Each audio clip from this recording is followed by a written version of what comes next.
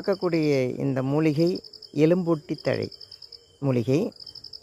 இதனுடைய கிளைகளை பாருங்கள் எப்படி இருக்குன்னு. இப்படி தான் இருக்கும்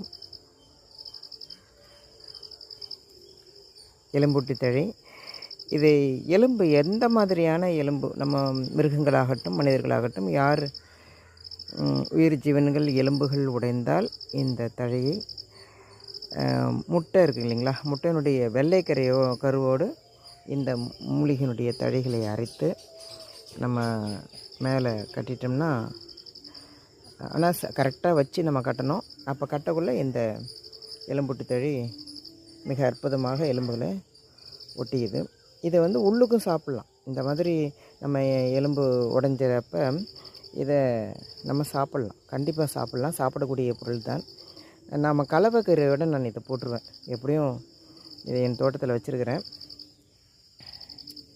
கலவைக்கீரை அரைக்கக்குள்ளே இதெல்லாம் எடுத்து போட்டுறது. இப்போ மழை சீசன் ஆரம்பிச்சிருந்தனால ரொம்ப இப்போ முளைச்சி வருது. இதனுடைய காய்கள் சின்னதாக அவரைக்காய் எப்படி இருக்குமோ குட்டியாக அவரைக்காய் மாதிரி இருக்கும். ஆனால் அவ்வளோ சட்டுன்னு அது வெடித்து முளைக்காது, ரொம்ப நாள் ஆகும் அது முளைக்கிறதுக்கு. அது பூவும் காயும் அதை காமிக்கிறேன் பாருங்கள். அப்போ தான் அவங்களுக்கு இனங்காணல் முடியும்.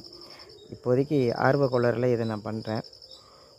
பூக்களும் காயும் வரக்குள்ளே அது போட்டால் தான் உங்களுக்கு கரெக்டாக புரியும். அதனால் இந்த இலையினுடைய அடுக்கை பார்த்துக்குங்க, இலையை பார்த்து